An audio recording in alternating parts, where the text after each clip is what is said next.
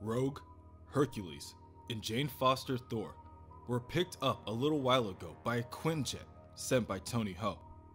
But the jet isn't fast enough.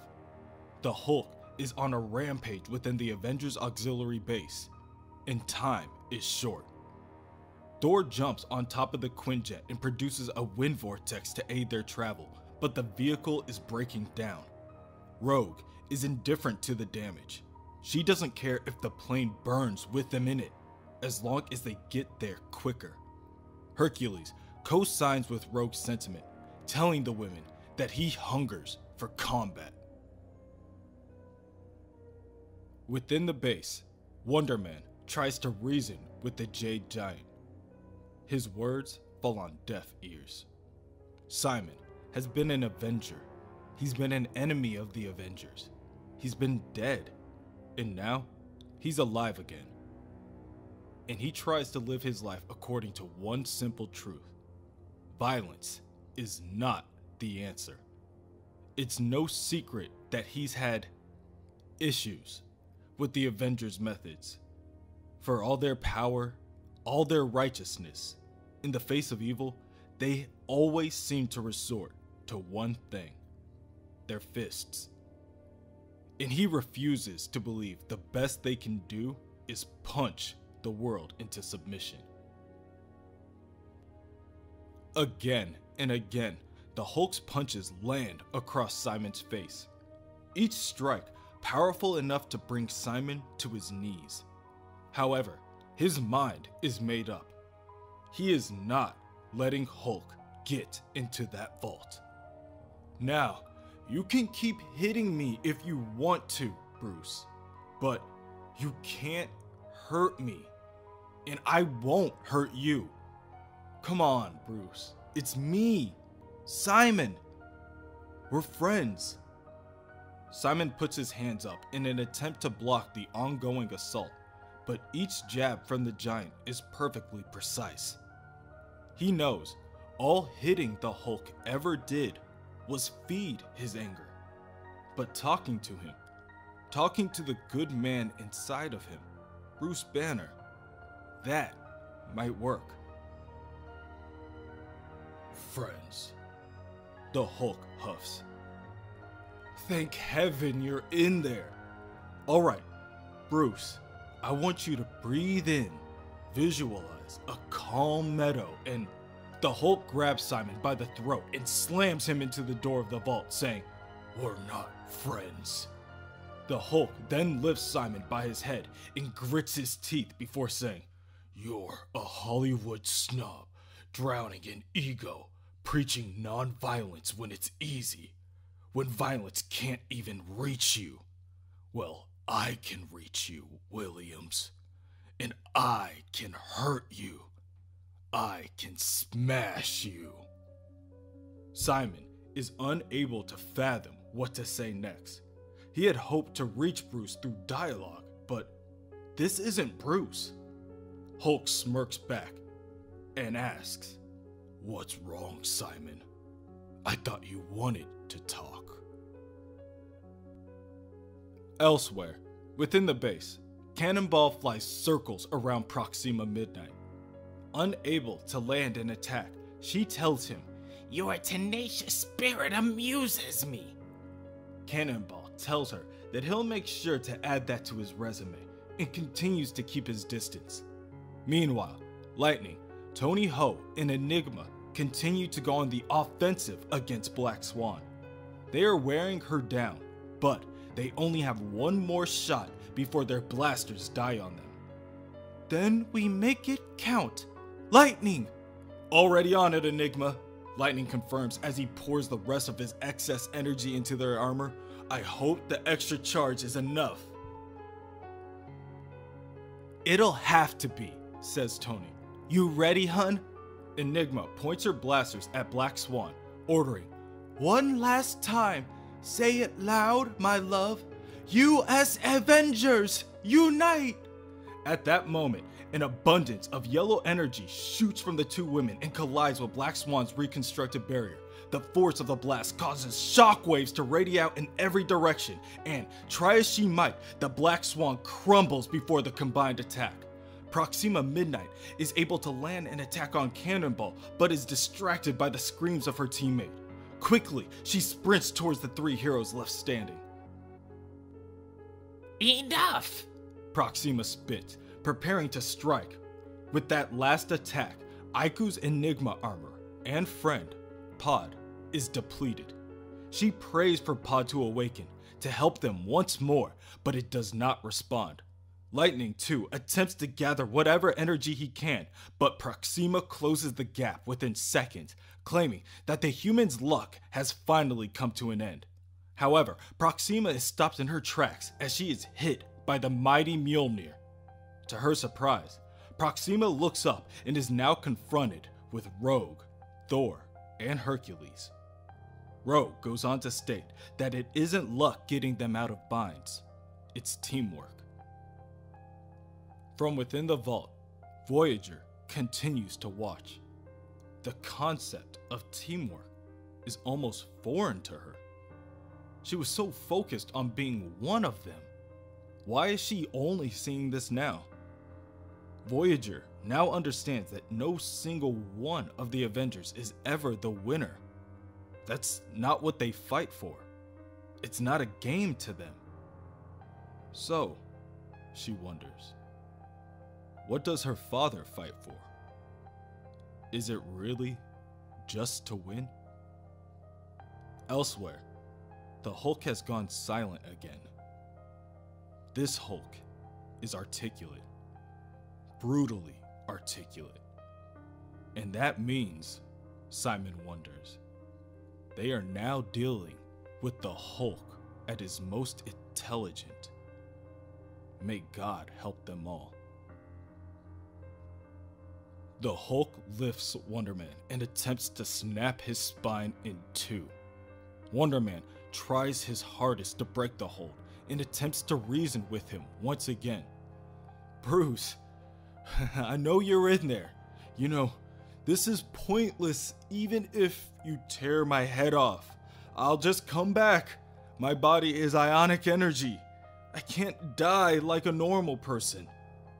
The Hulk laughs, but does not let up. There's the irony. See? Banner was right. Sitting there, crying in my head. I'll always come back, too. I'll always survive. That's why the Challenger woke me up. The Challenger? Simon interrupts. Bruce, whoever this Challenger is, he's using you. No, I'm using him. When the game ends, Earth ends with it. No more puny humans, Simon. Just me, alone. Finally. At this point, Simon can feel nothing more than fear. It's like talking to a nightmare. If Banner is in there, he's buried so deep he can't be reached. So, stop talking to Banner, you idiot, Simon thinks. What does the Hulk want? At that moment, a voice booms through the hallway. Ho there! Stand down, Banner! The Lion of Olympus will stop you! Hercules rushes the Hulk and hits him so hard he drops Wonderman. Simon tries to tell Hercules to wait a moment, but by this time, Thor has already jumped into the fight as well. She slams down her hammer and lightning flies off in every direction. Rogue places her hand on Wonderman's shoulder. You did great, Simon. Stopped him in his tracks till the cavalry came. Now, we'll take care of this. Wonderman watches as Rogue joins the others, and the three attempt to overwhelm the Hulk through force. Their strength is awe-inspiring. Every blow a thunderclap. And yet, even with all that power, the creature does not yield. The Hulk, with all his power, forces each of his opponents away from him.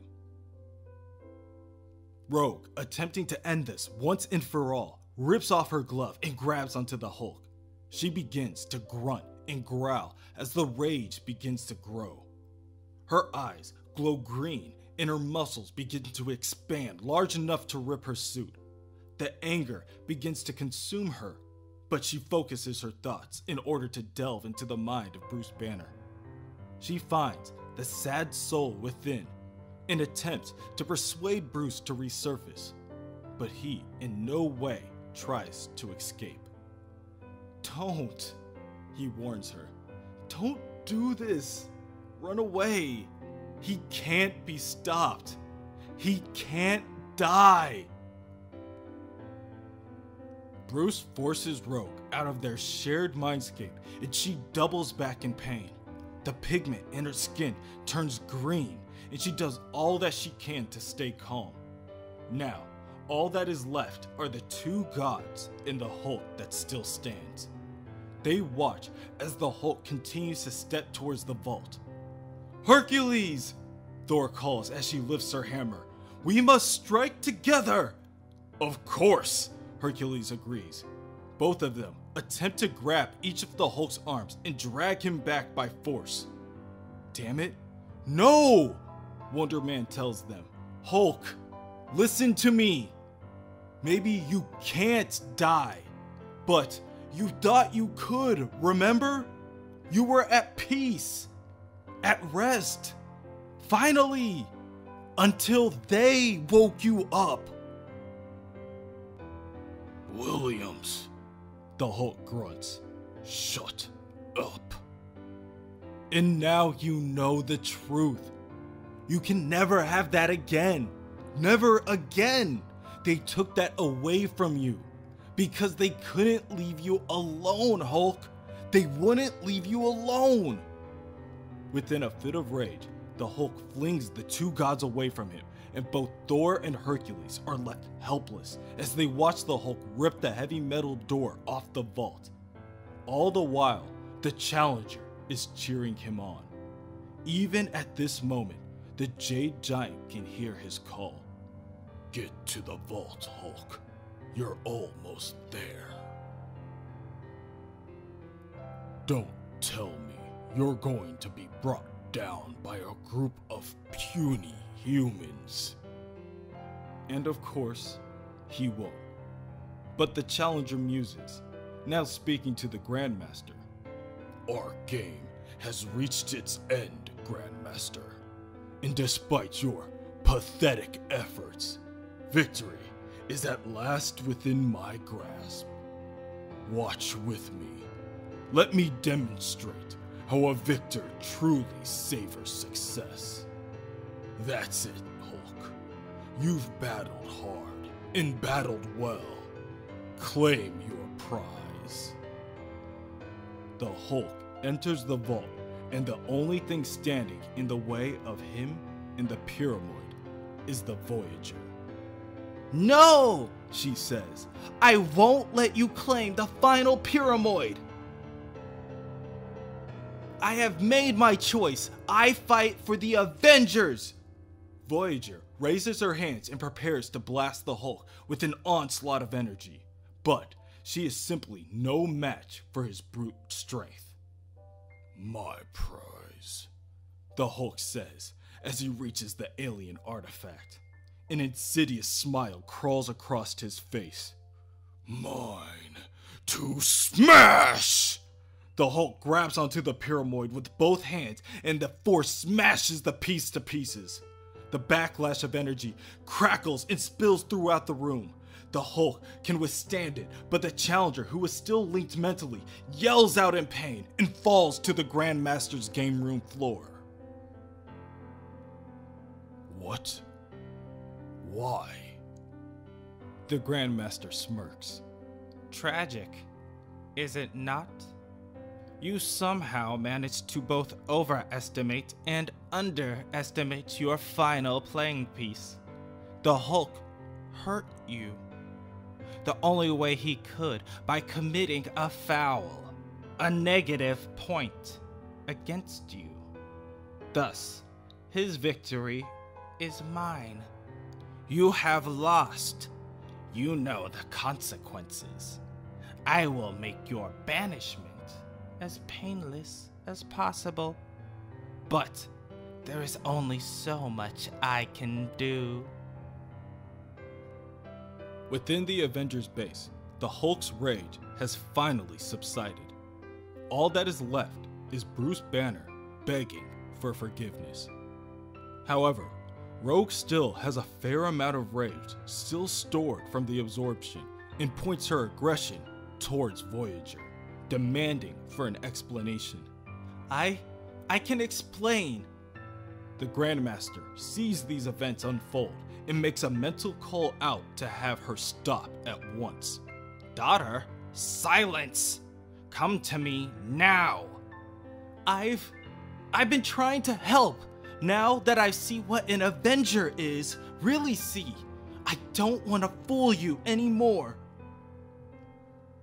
You already knew about the Elders, the cosmic game Earth is caught in, but you didn't know I was one of the pieces. Daughter, no! The Grandmaster hid me in your ranks to mobilize you. Turn you from obstacles into pawns. No! He's my father! Within the game room, the Challenger erupts in anger. You charlatan! You deceptive fraud! Your talk of the sanctity of the rules. You stacked the deck before the players were even engaged. You are overreacting, the Grandmaster says flatly. She was simply another tool with which to move the Pyramoids about. There is nothing untoward in arranging for the Avengers to trust her. Trust? The Challenger asks as his power becomes tangible and radiates about. There is no game now. It is broken thanks to you. You bring dishonor to all the Elders. It is true I took advantage of some gray areas in the rules. I apologize. But if it's a clean victory you seek, I can offer you an interesting rematch. No! The Challenger bellows as he attacks the Grandmaster. He has decided this has gone far enough.